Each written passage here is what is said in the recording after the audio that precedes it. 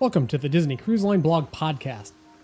On today's episode, I'm going to go over the big news that came out of the 2019 D23 Expo. On Sunday, August 25th, 2019, during the sneak peek Disney Parks, Experiences, and Products panel, the D23 Expo, Bob Chapek revealed some news that Disney Cruise Line fans have been eager to hear for over 3 years now.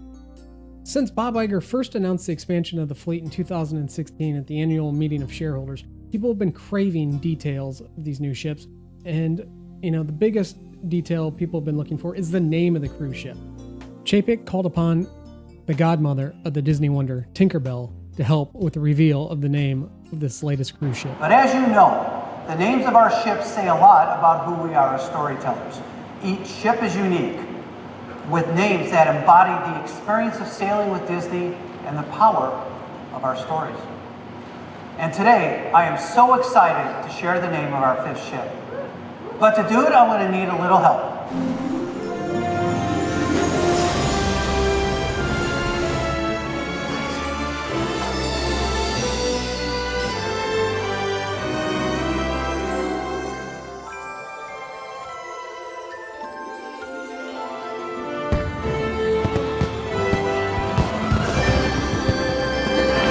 A Disney wish, what a fitting name. And that's because making wishes come true is part of the Disney DNA, and it's at the heart of so many of our stories. Disney magic will be found throughout this new ship, including the 3-story atrium that will be inspired by the beauty of an enchanted fairy tale. Now, does everybody remember back in the last podcast, DCL Blog Group Cruise Q&A? We're talking about the names of the new ships. I said it wouldn't be the Wish. Well, guess what? I was wrong.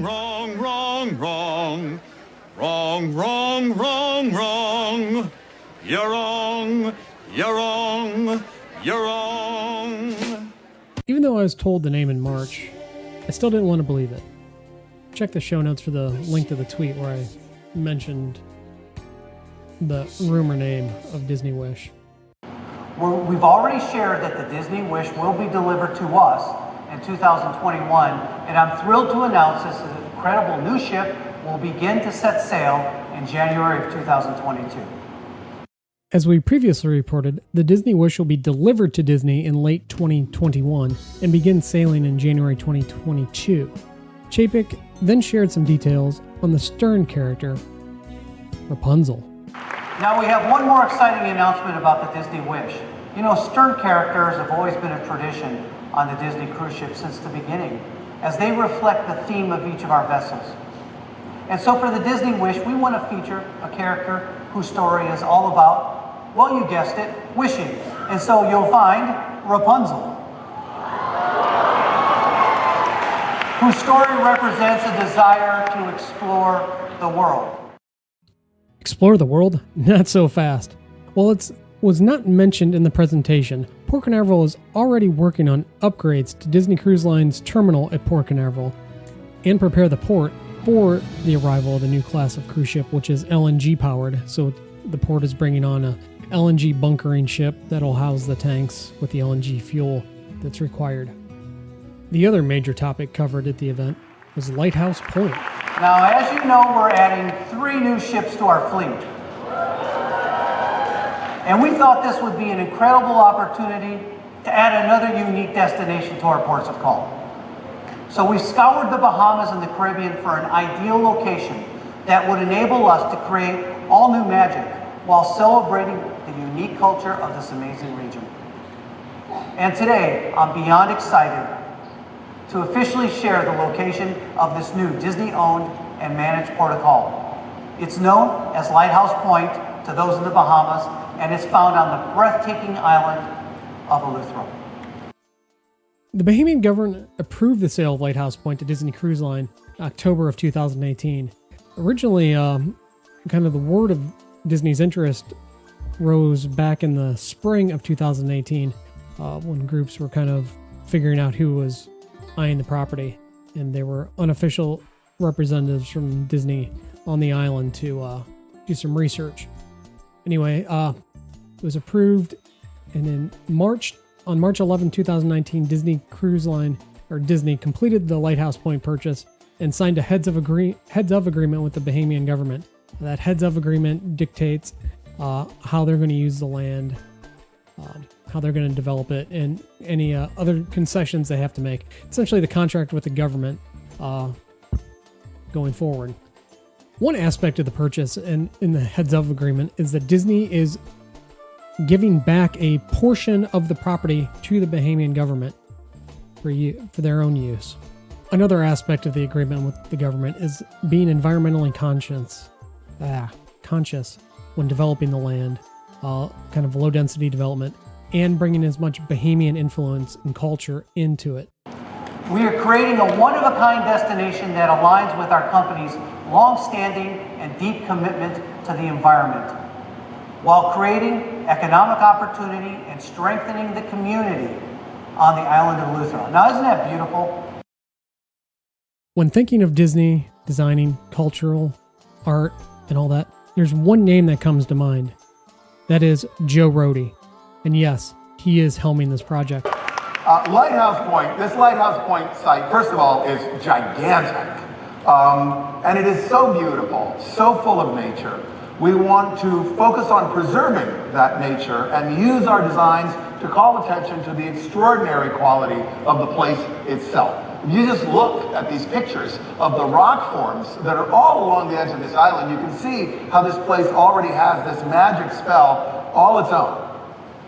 So we're going to create a kind of seaside adventure camp that touches very lightly on the surface of this extraordinary land. We've already begun capturing visual samples of trees, flowers, fish, birds, bugs, shells, sand. And this is going to become the inspiration for the colors and the patterns in all of our designs. We want to draw attention to the natural beauty of Lighthouse Point, and we'll be directly involved in conservation efforts to preserve and protect the environment, because that's what creates that beauty. Sharing this story is really important to us. Disney has maintained a 60-year-long commitment to environmental stewardship. We've acted upon it in big and small ways all around the world. The most obvious example being the Disney Conservation Fund, which now has awarded more than $75 million in grants to conservation programs all around the world, including the Bahamas. So the Bahamas is not just a place of stunning natural beauty. There's also a fascinating cultural tradition of food, music, storytelling, dance, and the island of Eleuthera in particular, where Lighthouse Point sits, is full of artists. So we'll be working with painters and sculptors, musicians, storytellers, weavers, artists of every kind, much like we did with Aulani in Hawaii, to create a completely unique destination that is saturated with the Bahamian culture and then imbued with Disney magic. Just for example, in the Bahamas, there's a traditional celebration that's called Junkanoo. Junkanoo. It's a seasonal celebration. It happens in the winter. But the people who create the artwork that supports it, they work all year round. And they create these extraordinary, huge, colorful, really, really inventive costumes and floats. So we visited several of their studios to check in, to see what kind of work they were doing. The work's amazing, but what's more incredible is to see the way that their work mirrors exactly the way we work at Imagineering. There is a sense of collaboration, teamwork, a clear sense of theme, clever use of materials, a profound awareness, of course, of an audience. So this seems really like a fertile thing to look at. We'll be working with all kinds of artists, including some fine artists with international reputations. But these guys, our linchpin is to collaborate with these unsung heroes of the art world of the Bahamas, the creators of these amazing Junkanoo costumes. So you can expect like a lot of this vibe at Lighthouse Point. We've been going back and forth for a while. Anybody who looks at Instagram, if you really look carefully, could see. And some of you might know that I occasionally sketch. And I've been leaving a trail of sketches around the Bahamas, just of people, you know, going about their lives, doing their thing, all these real people that we're dealing with, because this project, like Aulani, is about people. I mentioned collaboration already. If this is going to be authentic, then it has to be a collaborative enterprise. It has to be something that we do together with Bahamian artists and thinkers. We've already been discussing ideas with creative leaders there, identifying the best ways for us to come together and share this rich, fascinating culture with our guests. This is Antonius Roberts on the left, and Kevin Cooper on the right. Antonius is an internationally recognized master from Nassau. Kevin Cooper is from Eleuthera. They're anchoring our effort to find and enlist a local creative community of artists so that we can bring the best of what we both have to this project and really make it sing. Now, I believe that the spirit of a team infuses the spirit of a project. So this stuff is important, and this team has been really fun to work with. These are great guys. That fun will be passed on to you. And the end result will be a place not like any other. Not a replica of some old Bahamian town, not a pirate fantasy, but a dreamlike landscape of adventure by the sea, where art and nature combine with Disney magic to create a destination that can only exist in one place, here at Lighthouse Point. Creating a genuine themed area that has the Disney touches, but really focuses on the local culture. I think Joe Rohde is a perfect selection for the lead Imagineer on this project. After D23, Disney put out another video, kind of like in their announcement on their Parks blog, with Joe Rohde talking more about the art and talking with the artists that are involved, or that he's been involved with in his previous trips to Eleuthera.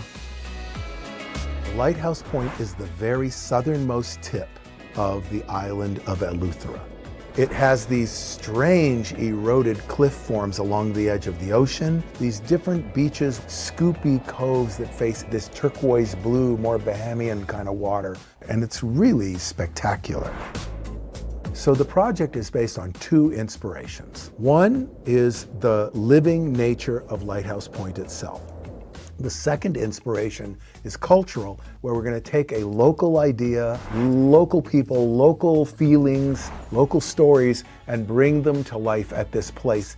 But to make this be authentic, we have to do that together with Bahamian artists and Bahamian thinkers and people from the Bahamian community. There's storytelling experience, there'll be musical experiences that all come together to make this very unique, vibrant, colorful art, so that when you arrive, you feel like, oh, I've arrived at this actual place. Of course, with the volume turned up to have this really intense kind of experience. The essence of the Bahamian art, I would say, is color. The essence is rhythm. The essence reflects the spirit of our people, and to share their heart and soul and spirit about their love for this country. For me, that is the Bahamas, that's Bahamian. Capturing the spirit of Eleuthera is the people. The people bring the history, the culture, the food, and so the relationship, the marriage of the locals and Disney. There's a spirit that's there that you feel immediately in Lighthouse Beach. If there's any company in the world that can celebrate the best of a place and appreciate and respect the best of the people, it's Disney. An audio podcast on Lighthouse Point does not really do it justice.